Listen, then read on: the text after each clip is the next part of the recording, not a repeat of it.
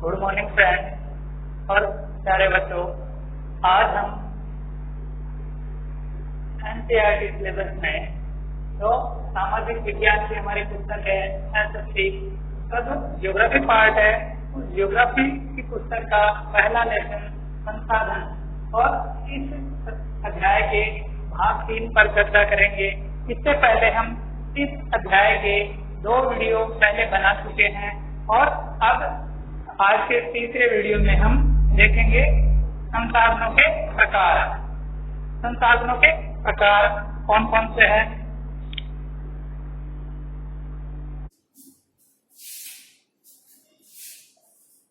प्राकृतिक संसाधन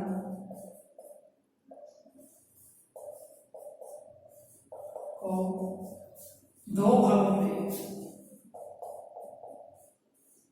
में वर्गीकृत किया जाता है या विभाजित किया जाता है।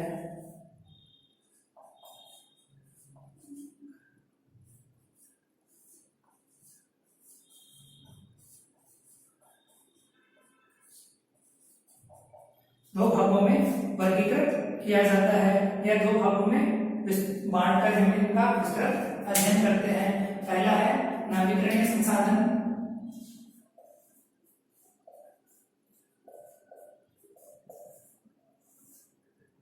और दूसरा है अनवीकरणीय।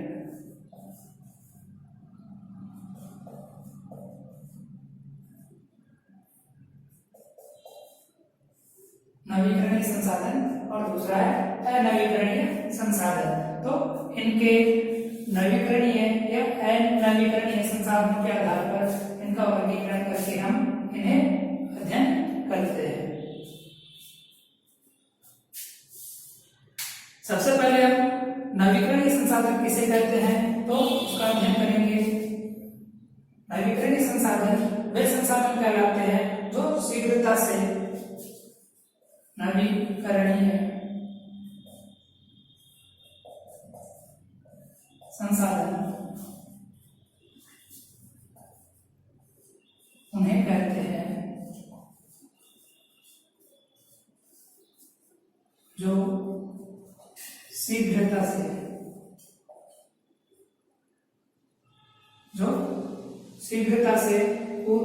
नवीकृत अथवा पुनः पूरित हो जाते हैं।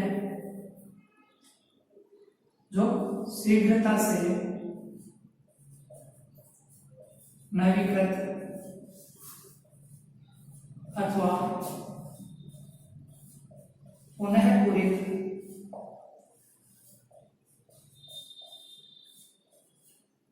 हो जाते हैं।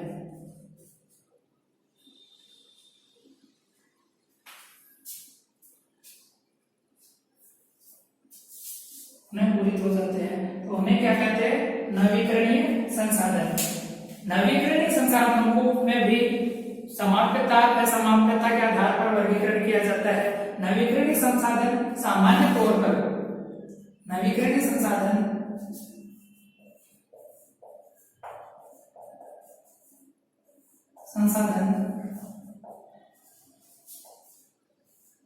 सामान्य तौर पर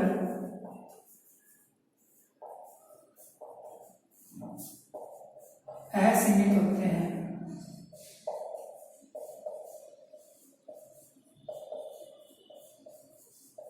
तो जितने भी नवीकरणीय संसाधन हैं वह सामान्य तौर पर तो असीमित होते हैं। असीमित होने का मतलब इन संसाधनों पर मानवीय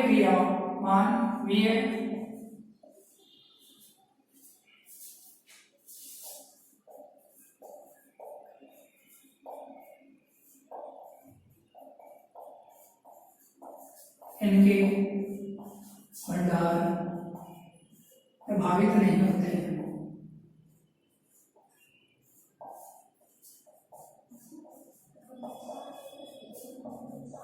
सामान्य तौर पर जो नवीकरणीय संसाधन है वह शीघ्रता से नवीकृत हो जाते हैं या प्रकृति में अपना स्थान पुनः पूरित कर लेते हैं। इस वजह से यह क्या होते हैं? असीमित होते हैं। सामान्य तौर पर ये संसाधन असीमित होते हैं। इन संसाधनों पर मानवीय क्रियाकलापों का, इन संसाधनों के भंडार पर मानवीय क्रियाकलापों का कोई भी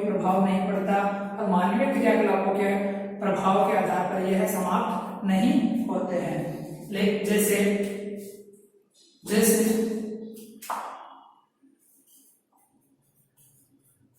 सौर ऊर्जा, पवन ऊर्जा,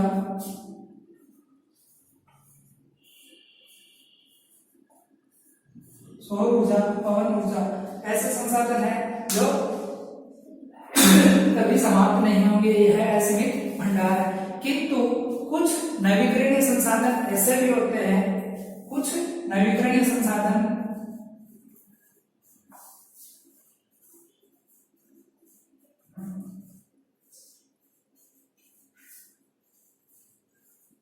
नवीकरणीय संसाधन ऐसे होते हैं जिन पर मानवीय क्रियाकलापों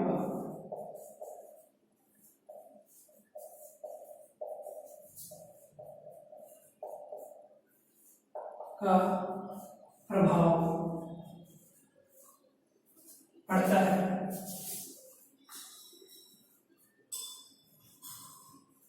और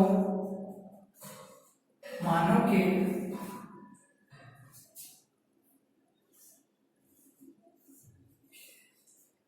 अविवेकपूर्ण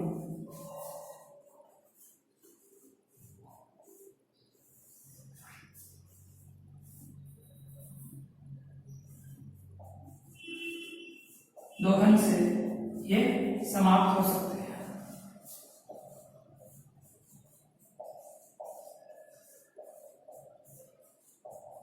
जैसे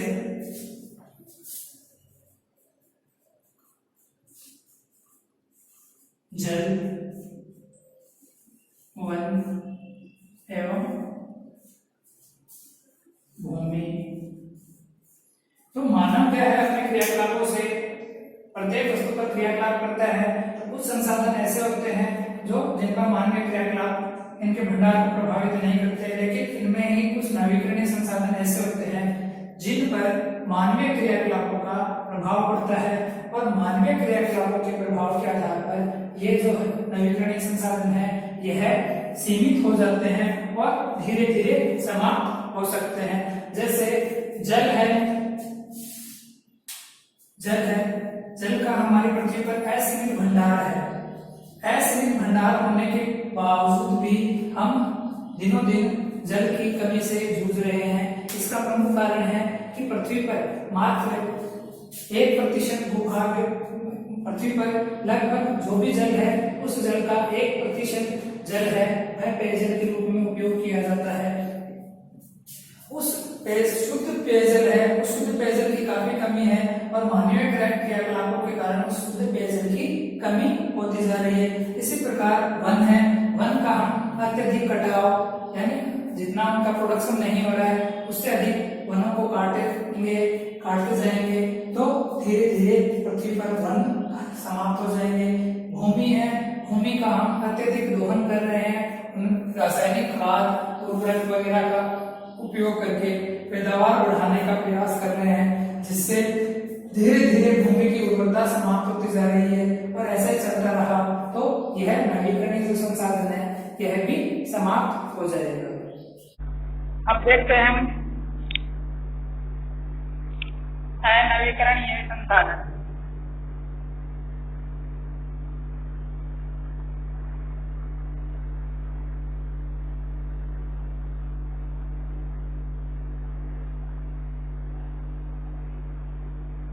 अनवीकरणीय संसाधन, अनवीकरणीय संसाधन किसे कहते हैं या अनवीकरणीय संसाधन क्या होते हैं? तो अनवीकरणीय संसाधन ऐसे संसाधनों को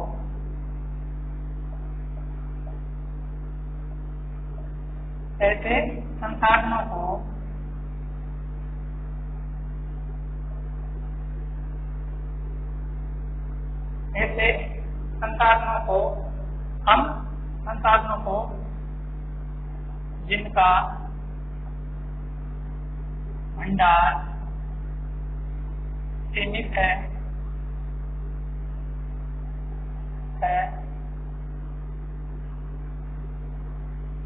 एवं जिन्हें एक बार उपयोग में लेने के बाद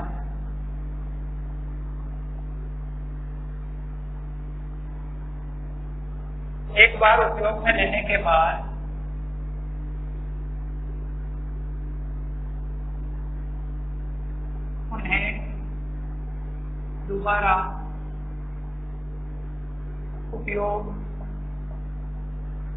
नहीं किया जा सके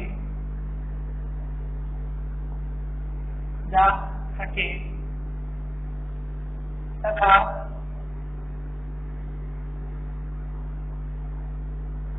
इनका निर्माण सैकड़ों वर्षों में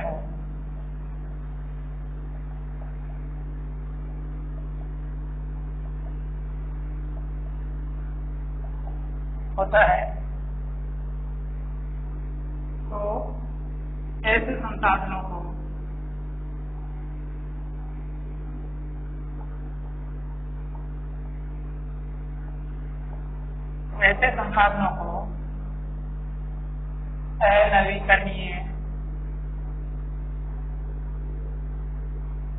अनवीकरणीय संसाधन कहते हैं।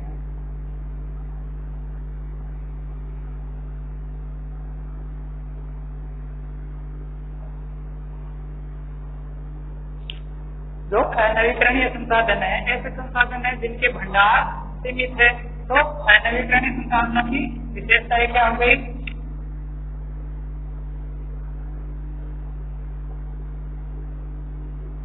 तो परिभाषा है, परिभाषा के अकॉर्डिंग ऐसे संसाधनों को जिनका भंडार सीमित है एवं जिन्हें एक बार उपयोग में लेने के बाद हम उन्हें दोबारा उपयोग नहीं कर सकते एवं इन संसाधनों का निर्माण सैकड़ों वर्षों में भौगोलिक, भौतिक और रासायनिक प्रक्रियाओं के कारण होता है। तो ऐसे संसाधनों को हम अनवीकरणीय संसाधन कहते हैं। अब अनवीकरणीय संसाधनों की इस परिभाषा के अनुसार कुछ विशेषता यह है, तो वह विशेषता देखते हैं। सबसे पहली विशेषता इनके भंडार सीमित है।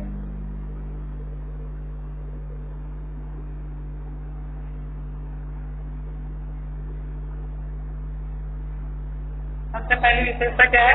इनके भंडार सीमित है। और दूसरी बात है,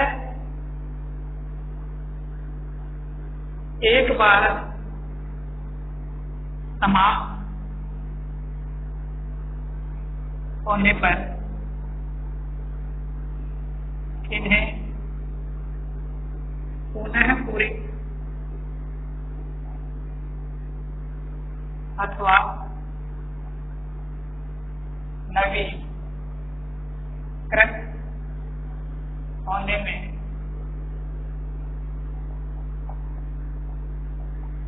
सैकड़ों वर्ष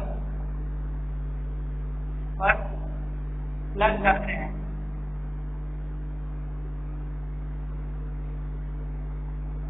दूसरी विशेषता हो गई, सैकड़ों हजारों वर्ष लग जाते हैं।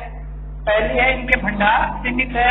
दूसरा है इन संसाधनों को एक बार अगर उपयोग कर लिया जाता है तो इन संसाधनों को पुनः पूरी मतलब दोबारा बदलने में या पुनः अपने स्थान लेने में अथवा नवीकृत होने में सैकड़ों से हजारों वर्ष लग जाते हैं।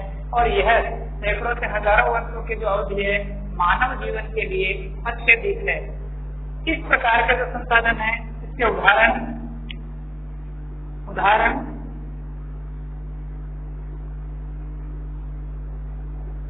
में जितने भी पेट्रोलियम पदार्थ यानी जीवाश्म ईंधन, इसको हम शॉर्ट में हम जीवाश्म ईंधन कह सकते हैं।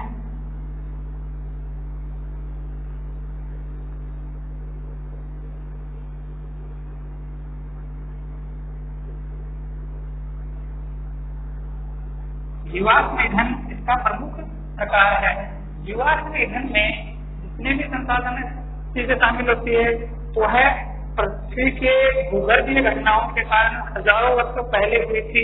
तो इस जीवाश्म ईंधन में कौन कौन से चीजें शामिल हैं? पेट्रोलियम,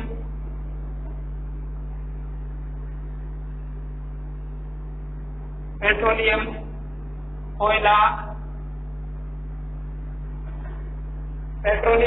कोयला, प्राकृतिक गैस,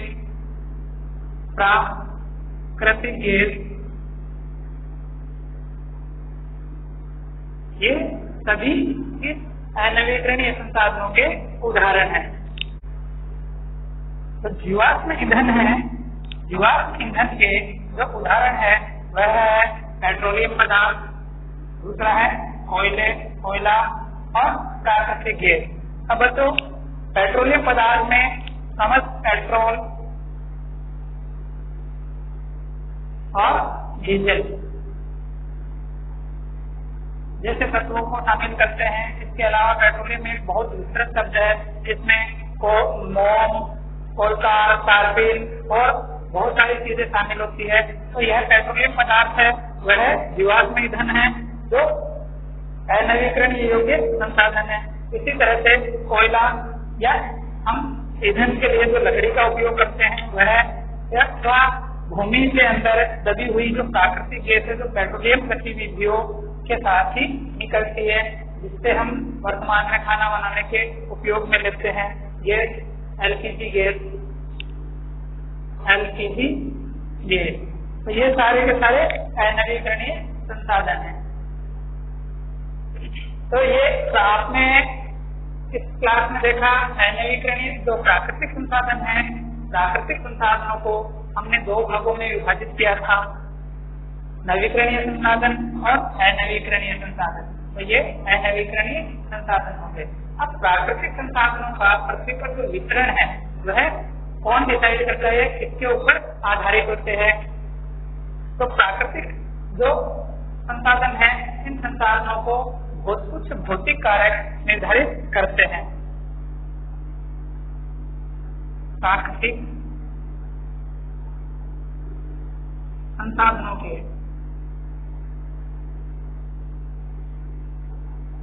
प्राकृतिक संसाधनों के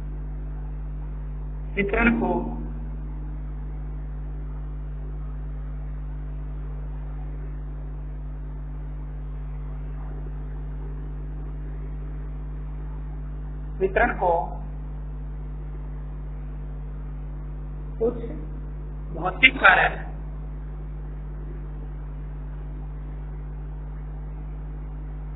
प्रभावित करते हैं।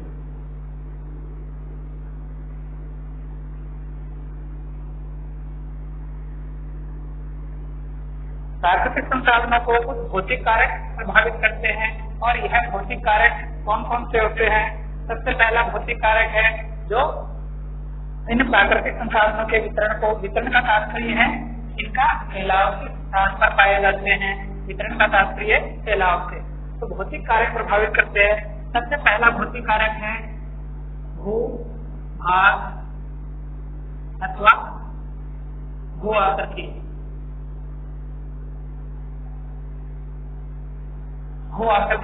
भूभाग या भू आकृति जैसे समतल भूमि है, मैदानी भूमि है, ज्वारीय भूमि है, दलदली भूमि है या सागरीय भूमि है, ये सारे के सारे भूभाग की कैटेगरी में आते हैं। इसके अलावा दूसरा जो तत्व है वह है जलवायु।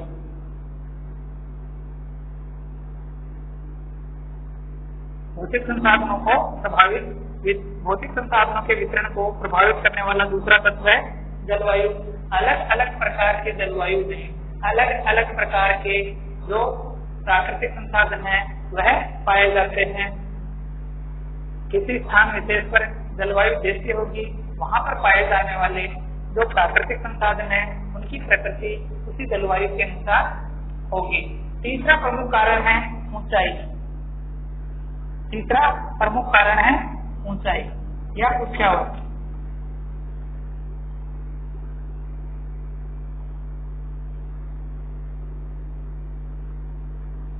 तीसरा प्रमुख कारण है जो भौतिक संसाधनों को प्रभावित करता है तो वह है ऊंचाई। जैसे कुछ ऊंचे स्थानों पर भौतिक संसाधन है या प्राकृतिक संसाधन है, इनकी प्रकृति अलग होगी या अलग प्रकार के प्राकृतिक संसाधन वहां पर उपस्थित होंगे। और जो क्षेत्र समुद्र तल से नीचे हैं वो क्षेत्रों पर प्राकृतिक संसाधनों का प्रारूप अलग होगा। जैसे हिमालय की ऊंची चोटियों पर जो वनस्पति पाई जाती है, उस वनस्पति की लकड़ी काफी कठोर और उन पेड़ों की जो ऊंचाई होती है बहुत ही ज्यादा होती है, जबकि रेगिस्तानी या मरुस्थलीय क्षेत्र है जो समुद्र तल से ज्यादा ऊंचे नहीं है, तो उन क्षेत्रों में पेड़ पौधों की या वनस्पति की जो ऊंचाई है वह कम पाई जाती है और उनका जो प्रारूप है वह प्रारूप भी अन्य प्राकृतिक संसाधनों से भिन्न होता है। तो आज की क्लास में हमने जो संसाधन है, संसाधनों के प्रकारों को हमने दो प्रमुख भागों में बांटा था, प्राकृतिक संसाधन और मानव निर्मित संसाधन। तो इस क्लास में हमने प्राकृतिक संसाधन जो है उन प्राकृतिक संसाधनों के दो प्रकार, नवीकरणीय संसाधन और अनवीकरणीय संसाधन है, इनका अध्ययन किया है। बच्चों, आज हम कुछ होमवर्क भी करेंगे। तो आपको होमवर्क दिया जा रहा है जो आपको अपने नोटबुक में करना है। पहला प्रश्न है, कुछ नवीकरणीय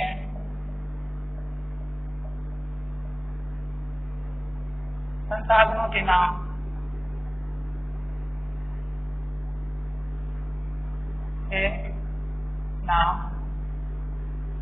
लिखिए। कुछ नवीकरणीय संसाधनों के नाम लिखिए। प्रश्न 2, 3 की अनवीकरणीय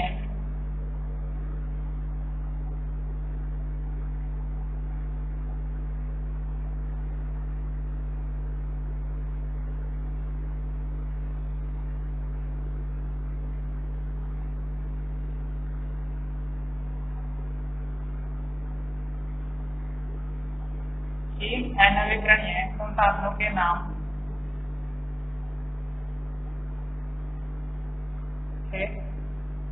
लिखिए।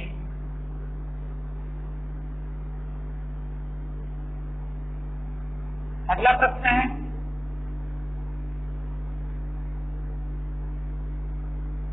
कैसे किसे कहते हैं। बच्चों, इस प्रश्न का आंसर आपको इसी लेसन की फर्स्ट वीडियो में मिलेगा। चौथा प्रश्न है, सभी संसाधन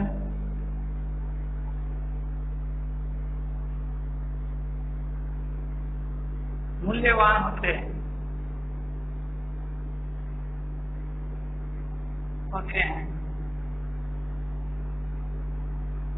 यहाँ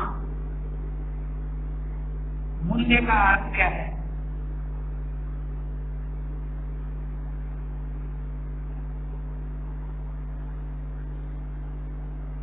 मूल्य का अर्थ क्या है? 5वां प्रश्न है, कुछ आर्थिक मूल्य वाले संसाधनों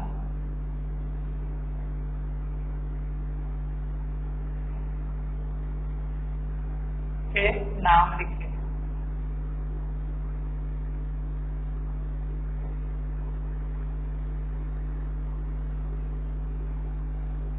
तो ये आपको होमवर्क में करना है, ठीक है।